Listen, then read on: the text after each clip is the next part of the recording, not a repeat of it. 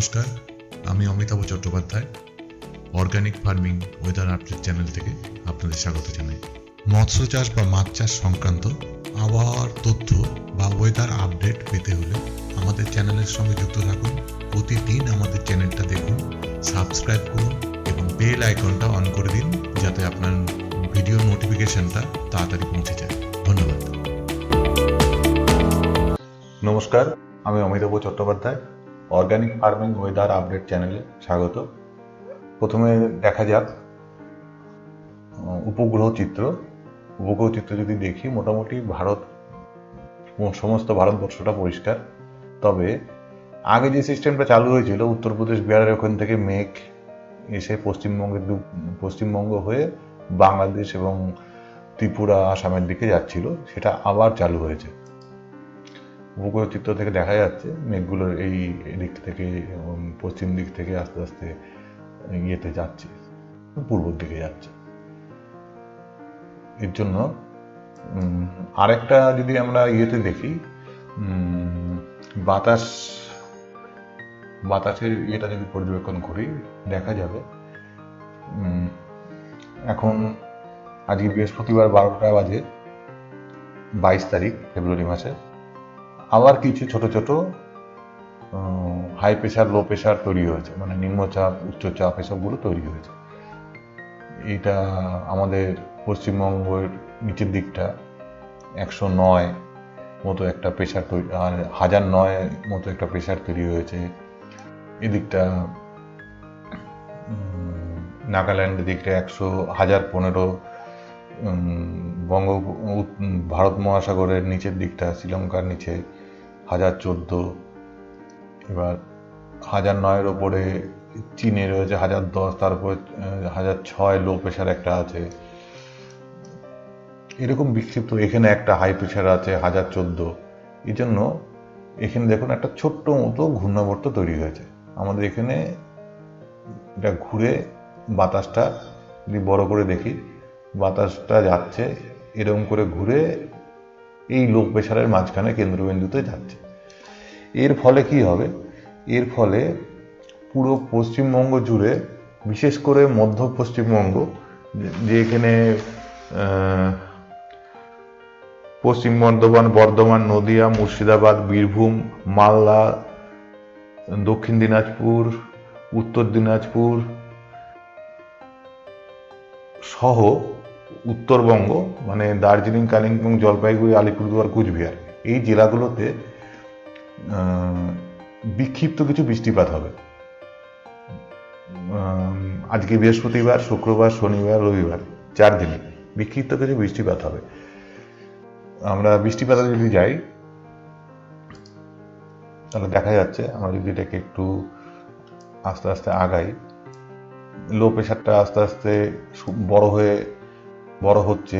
দেখুন, low pressure থেকে 108 ছিল, 1008 ছিল, 1011 হলো, আবার 1010 হলো, এরকম করে লো প্রেশারটা যাচ্ছে। এবং এই যে আগের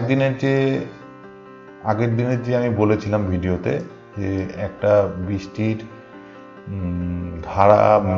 ভরা মেঘ এসে বজ্রবিদ্যুৎ সহ বৃষ্টি পাস হবে, সেটা কিন্তু পাস হয়ে বাংলাদেশে যাবে, সেটা কিন্তু সেইভাবেই গেছে। এবং একটা ফোরকাস্ট ছিল যে নিচে উড়িষ্যা থেকে কিছু বৃষ্টি ভরা মেঘ আমাদের পশ্চিমবঙ্গ হয়ে বাংলাদেশে যাবে, যার জন্য গতকাল সেটা পাস করেছে বলে কিছু কিছু জায়গায়, দক্ষিণবঙ্গে কিছু কিছু জায়গায় বজ্রবিদ্যুৎ সহ বৃষ্টিপাতের খবর পাওয়া গেছে। দেখা যাক আগামীকাল। দেখুন, আগামীকাল যদি আমরা দেখি, আজকে বৃহস্পতিবার, আগামীকাল বলার ভুল হয়ে গেল আমার, কারণ 22 তারিখ অলরেডি পড়ে গেছে, রাত্রি 12টা বেজে গেছে যেহেতু। দেখুন, ওই ওপরে দার্জিলিং কালিম্পং জেলায় তুষারপাতের কিছু লক্ষণ দেখা যাচ্ছে, এবং এটা উচ্চ পার্বত্য এরিয়ায় তুষারপাত, এবং তরাই অঞ্চলে বৃষ্টিপাত হচ্ছে। এবং আমরা যদি 2-3টের সময় যাই, তাহলে দেখুন যে এই মালদা জেলায় সামান্য বৃষ্টিপাতের পরিমাণটা একটু দেখে নেওয়া যাক। 0.7 মিলিমিটার খুবই সামান্য বৃষ্টিপাত, ছিটে ফোঁটা বলা যেতে পারে বৃষ্টিপাত রয়েছে। এবং এটা আস্তে আস্তে বাড়বে 1.7 মিলিমিটার, মানে 1.7 মিলিমিটার বৃষ্টিপাত হবে। ওই উত্তরপ্রদেশ বিহার থেকে মেঘটা এসে এবার সোজাসুজি পাস হবে। আরও যদি দেখি, ওই বরাবরই মেঘটা যাচ্ছে 6টা পর্যন্ত, সকাল 6টা পর্যন্ত, 7টা পর্যন্ত, 8টা, ওই ওই অঞ্চলে বৃষ্টিপাত দেখা, আমরা দক্ষিণবঙ্গে দেখাচ্ছে না। তবে উত্তরবঙ্গে আস্তে আস্তে আলিপুরদুয়ার, জলপাইগুড়ি জেলা, আলিপুরদুয়ার জেলায় মেঘলা আকাশ হতে হতে আস্তে আস্তে বৃষ্টি শুরু হতে থাকবে। দেখুন, কুচবিহার জেলায় বৃষ্টি শুরু হয়ে গেছে এই সময়, তখন বাজবে হচ্ছে দুপুর 2টোর সময়। আর তখন দক্ষিণবঙ্গে একটু এই পশ্চিম মেদিনীপুর, বাঁকুড়া, হুগলি, হাওড়া সহ কলকাতা এবং উত্তর 24 পরগনা এই ছিটে ফোঁটা বৃষ্টি হতে পারে। সেটার পরিমাণটা খুবই কম, 0.2 মিলিমিটার 2টোর সময়। নাও হতে পারে, না হওয়ার মতো, কিন্তু মেঘ ভরা, জলীয় বাষ্প ভরা মেঘ দেখা যাবে, ছেঁড়া ছেঁড়া মেঘ। এবার দেখা যাচ্ছে 4টের সময় কিছু আমাদের 3টের সময় দেখি, 3টের সময় ওই 2 মিলিমিটার আছে। 4টের সময়, বিকেল 4টের সময় আমাদের উত্তর 24 পরগনা, কলকাতা এবং কিছু অংশ দক্ষিণ 24 পরগনা, এখানে বজ্রবিদ্যুৎ সহ একটু বৃষ্টি হবে কম, একটু বাজ পড়তে পারে আর কি, বজ্রবিদ্যুৎ সহ বৃষ্টির আশঙ্কা রয়েছে। আরও যাই 5টা, 6টা একই রয়েছে, কিন্তু 7টার সময় দেখা যাচ্ছে এটা ক্লিয়ার হয়ে গিয়ে বাংলাদেশের দিকে প্রভাবিত হয়ে ত্রিপুরার দিকে চলে যাচ্ছে। 8টায় দক্ষিণবঙ্গ পুরো পরিষ্কার হয়ে যাচ্ছে, কিন্তু দিনাজপুর, মালদায় তখন আবার বজ্রবিদ্যুৎ সহ বৃষ্টি হবে। এটা হচ্ছে বৃষ্টির পরিমাণ কম, এবং দিনাজপুরে 4 মিলিমিটার মতো, 3 থেকে 4 মিলিমিটার মতো কি 5 মিলিমিটার মতো। আর রাত্রি 10টায় গেলে সেটাও চলে যাচ্ছে। এবং দার্জিলিং জেলায় বৃষ্টিপাত, আলিপুরদুয়ার জেলায় বৃষ্টিপাত এবং কুচবিহারে কিছু অংশে বৃষ্টিপাত, হালকা হালকা থেকে একেবারে হালকা বৃষ্টি থাকছে। দার্জিলিং জেলাও 1.5 মিলিমিটার হালকা বৃষ্টি বলা যেতে পারে থাকছে। চলে যাচ্ছি শুক্রবারে আবার মালদা, দিনাজপুরে হালকা ছিটে ফোঁটা বৃষ্টি, রাত্রির 1টার সময় দেখা যাচ্ছে 3 মিলিমিটার।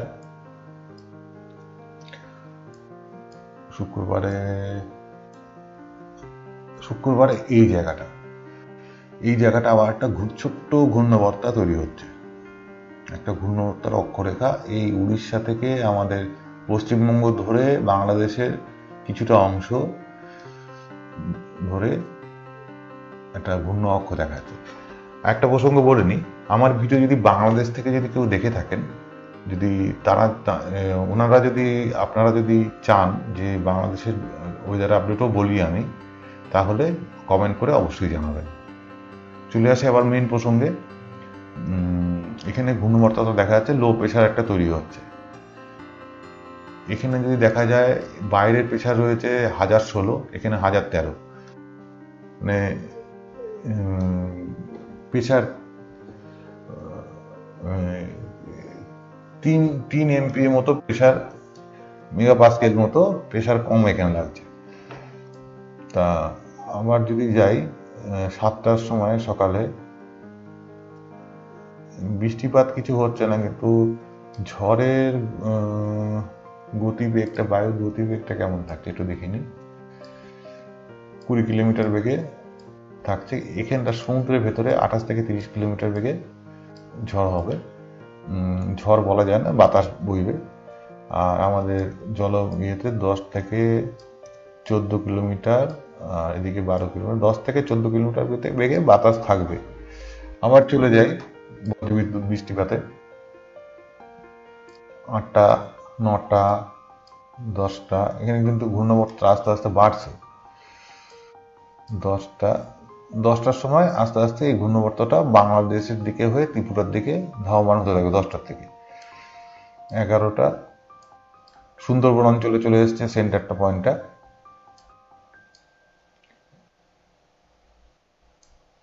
11টার পরে 12টা সুন্দরবনে রয়েছে। তখন ত্রিপুরা অঞ্চলে এখানে ভারী বর্ষণ হচ্ছে তখন। এই এরিয়াগুলো তখন 15-16 মিলিমিটার ভারী বর্ষণ হবে। রেড জোন হয়ে আছে পুরো। আমাদের দক্ষিণবঙ্গ মোটামুটি পরিষ্কার আকাশই থাকার কথা আপাতত। উপগ্রহ চিত্রে যা দেখায় সবসময় সেটা হয় না, তবু বেশিরভাগটা মেলে। 12টার পরে 1টার সময় গেলাম, তখনও ত্রিপুরাতে বৃষ্টি হচ্ছে। উত্তরবঙ্গ আস্তে আস্তে পরিষ্কার হয়ে যাচ্ছে, তবে কুচবিহারের কাছে কিছু বজ্রবিদ্যুৎ সহ হালকা ছিটে ফোটা বৃষ্টি হবে। আসামে বৃষ্টিটা হচ্ছে, আসামে গোয়ালপাড়া, গুয়াহাটি এসব জায়গাগুলো বৃষ্টিপাতটা হবে। 12টার সময় আসামের বৃষ্টি আস্তে আস্তে কমতে থাকছে। 2টোর সময় একই রকম থাকছে। এদিকে ত্রিপুরার থেকে বৃষ্টিটা 4টের সময় কমতে থাকছে, কিন্তু বাংলাদেশে কিছু থাকছে বৃষ্টিপাত। আমাদের কিন্তু দক্ষিণবঙ্গে আবার একটুখানি কালকে 6টার সময় উত্তর চব্বিশ পরগনা, কলকাতা, দক্ষিণ চব্বিশ পরগনা এই 3টে জেলায় আবার কিছু বৃষ্টি দেখা যাচ্ছে। সামান্য ছিটে ফোটা বৃষ্টি, একদম ছিটে ফোটা বৃষ্টি। আবার বৃষ্টি চলে যাচ্ছে, আবার বাংলাদেশে গিয়ে ওই ঘূর্ণাবর্তটা বাংলাদেশে গিয়ে তৈরি হচ্ছে এরকম জায়গায়। সেটা আস্তে আস্তে রাত্রির 11টার সময় পাস হয়ে ত্রিপুরার দিকে ঢুকছে। শনিবারে যদি যাই, শনিবার মোটামুটি মেঘমুক্ত আকাশ রাত্রি 1টার সময়, এবং সিস্টেম কোনো নতুন করে জেনারেট করছে না।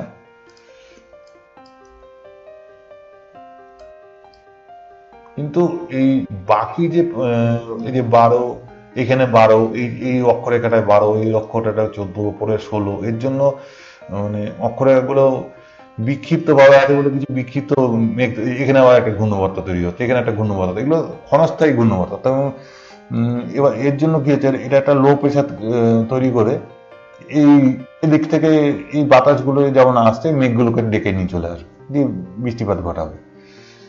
আবার এখান থেকে বাতাস এদিকে যাচ্ছে, এই জন্য শনিবারে একটু এই কারণের জন্য কিছু কিছু জেলায় ছিটে ফোটা হালকা থেকে মাঝারি ধরনের বৃষ্টিপাত হওয়ার সম্ভাবনা রয়েছে। শনিবার যদি দেখি, শনিবার 2টোর সময় যদি দেখা যায়, তাহলে এই পুরুলিয়া, বাঁকুড়া, পশ্চিম মেদিনীপুর এই অঞ্চলে একটু বেশি বৃষ্টিপাত, 2 থেকে 7 মিলিমিটার, এবং উত্তর চব্বিশ পরগনা, দক্ষিণ চব্বিশ পরগনা, কলকাতায় ওই 1 থেকে 0.4 থেকে 1 মিলিমিটার মতো বৃষ্টি, হালকা বৃষ্টি হবে। কিছু কিছু জেলায় হালকা বৃষ্টি হবে। 5টার সময় শনিবার যদি দেখা যায়, তাহলে এই অঞ্চলে মানে সাউথ চব্বিশ পরগনার, দক্ষিণ চব্বিশ পরগনার নিচের অংশে একটু ভারী বৃষ্টির সম্ভাবনা আছে। 11 মিলিমিটার বৃষ্টির সম্ভাবনা আছে বিকেল 5টার সময়। 3টের থেকে ওখানে থাকবে বৃষ্টি, হালকা বৃষ্টি, তবে 5টার সময় সেটা বাড়বে, 11 মিলিমিটার হবে, এবং 7টার মধ্যে সেটা বিদায় নেবে। এরকম করে এখানে একটা দেখি কি হলো, 5টার সময় হলো, 7টায় চলে গেল, আবার কি আসলো না, এখানে আবার ওপরটায় পূর্ব বর্ধমান, নদিয়া এদিকে ছিটে ফোটা আবার সামান্য 0.4 মিলিমিটার, 0.8 মিলিমিটার ছিটে ফোটা বৃষ্টি হওয়ার সম্ভাবনা রয়েছে। রবিবার যদি দেখি, শনিবার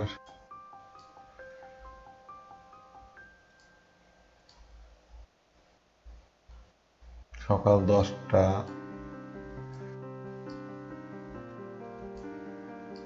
বিকেল 4টে এই একটা বৃষ্টি ভরা মেঘ ঢুকছে 1টার থেকে। সেই উড়িষ্যা উপকূলীয় অঞ্চল থেকে বজ্রবিদ্যুৎ সহ এই মেঘটা আস্তে আস্তে ধাবমান হয়ে আমাদের পশ্চিমবঙ্গের দিকে। আমরা ঘটনা 1টার থেকে দেখা শুরু করি। 1টা-2টোর সময় সেটা ঝাড়গ্রাম অঞ্চলে দিয়ে পশ্চিম মেদিনীপুর বৃষ্টিপাত শুরু হবে আর কি। 7 millimetre, 1 millimetre, 0.1 millimetre, 0.7 millimetre, 0.5 millimetre বৃষ্টিটা শুরু হলো। আর একটু গেলে 3টের সময় একই আছে। 6টার সময় যদি দেখি এটা হচ্ছে 1.2 হয়ে গেল। বৃষ্টিটা আস্তে আস্তে বাড়ছে। 5টা,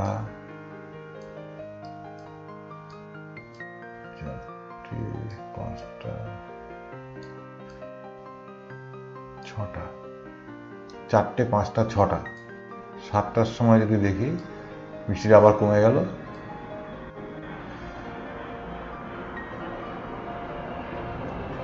আর 11টা, 12টা আর সেরকম বৃষ্টি নেই। এদিকে রবিবারে আমাদের উত্তরবঙ্গের বৃষ্টিটাও মোটামুটি থাকছে না। শনিবার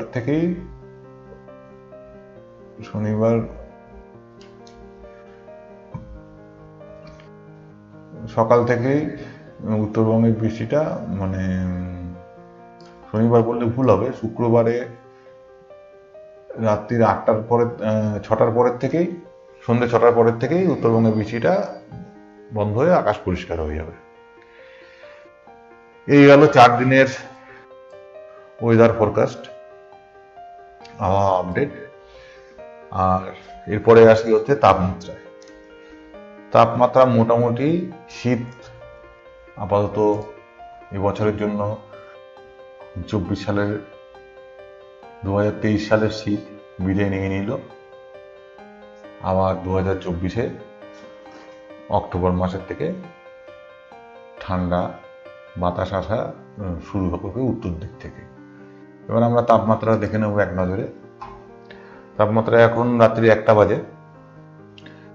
বাজে। মোটামুটি সব জায়গার কালার দেখা যাচ্ছে, পার্বত্য অঞ্চল ছাড়া বাকি সব জায়গায় কালার একই রকম। মানে সব জায়গায় 18 থেকে, মানে আমরা যদি ওপরে দেখি কুচবিহার 19, 17, আলিপুরদুয়ার 17, জলপাইগুড়ি 16, 17, 19 এর মধ্যেই, 18, 19 এর মধ্যেই সব জায়গায় ঘোরাফেরা করছে। শুধুমাত্র উপকূলীয় অঞ্চলে তাপমাত্রাটা একটু বেশি থাকে, কারণ আপনারা জানেনই যে সাগর থেকে মানে সমুদ্র থেকে গরম বাতাসগুলো উপকূলীয় অঞ্চলে প্রবেশ করে বলে সারাদিনের তাপমাত্রা পড়ে জলটা যখন গরম হয়ে থাকে এই বাতাসগুলো প্রবেশ করে বলে উপকূলীয় অঞ্চল সবসময় গরম থাকে। এখানে উপকূলীয় অঞ্চল আমাদের পশ্চিমবঙ্গের উপকূলীয় অঞ্চলগুলোতে 23-24ই দেখা যাচ্ছে। এছাড়া 22-23 আমাদের দক্ষিণবঙ্গের টেম্পারেচার, কলকাতা সহ 2-24 পরগনা টেম্পারেচার 22-23-এর মধ্যে থাকছে। আর বাঁকুড়া 20, পূর্ব মেদিনীপুর 23, পশ্চিম মেদিনীপুর 21, ঝাড়গ্রাম 22, পুরুলিয়া 19, পশ্চিম বর্ধমান 19, পূর্ব বর্ধমান 20, নদিয়া 20। যাই হোক এরকমই আছে মোটামুটি। এবার আমরা মিনিমাম টেম্পারেচার দেখে নেব। মিনিমাম টেম্পারেচারটা আমরা পাবো হচ্ছে দুপুর 5টার সময়।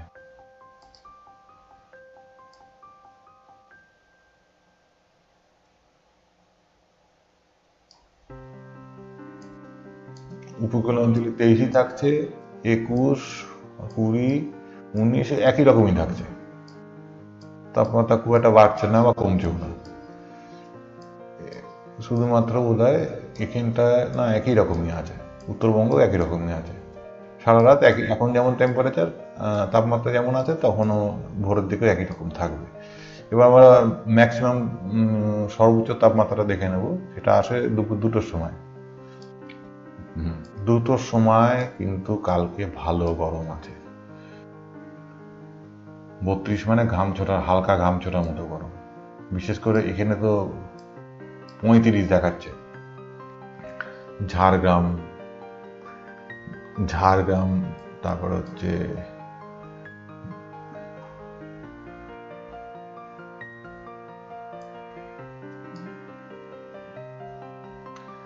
পুরুলিয়া, ঝাড়গ্রাম, বাঁকুড়া 33-34 দেখাচ্ছে। কালকের থেকে কিন্তু ভালো গরম পড়ছে কালকে। আগের ভিডিওতে ফোরকাস্ট করেছিলাম তাপমাত্রা আস্তে আস্তে বাড়বে। আমাদের মোটামুটি 31 থেকে শুরু করে 34, 30, 34, 32 এরকমই থাকছে দক্ষিণবঙ্গের সব জায়গায়। যদি আমরা পশ্চিম বর্ধমানের দিকে দেখি 29, পূর্ব বর্ধমান 31, বীরভূম 29, মুর্শিদাবাদ 29। এবার আরেকটু ওপরের দিকে গেলে, মালদার দিকে গেলে একটু কমবে, 25, 26, 27 এরকম থাকবে।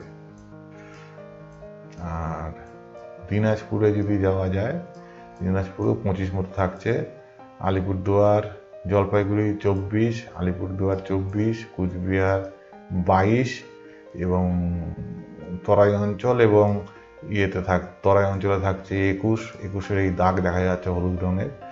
আর আরেকটু পার্বত্য অঞ্চলে গেলে আস্তে আস্তে 17 থেকে 9 দার্জিলিংয়ে, এবং দার্জিলিংয়ের পার্বত্য অঞ্চলে বরফ পড়ার যেটা ফোরকাস্ট করলাম দেখা যাচ্ছে -7 মানে বরফ পড়বে। যাই হোক, তাপমাত্রা হয়ে গেল।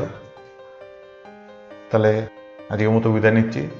চ্যানেলটাকে সাবস্ক্রাইব করবেন নতুন যারা দেখছেন, আর যদি ভালো লাগে ওয়েদার ফোরকাস্টগুলো যদি মেলে তাহলে লাইক দেবেন, আর আপনার মূল্যবান মতামতটা কমেন্ট করে অবশ্যই জানাবেন। তাতে আমাদের ভিডিওটা আরও উন্নত মানের করতে আপনাদের সাহায্যে, মতামতের সাহায্যে উন্নত মানের করার চেষ্টা করব। ধন্যবাদ, টাটা, গুড নাইট।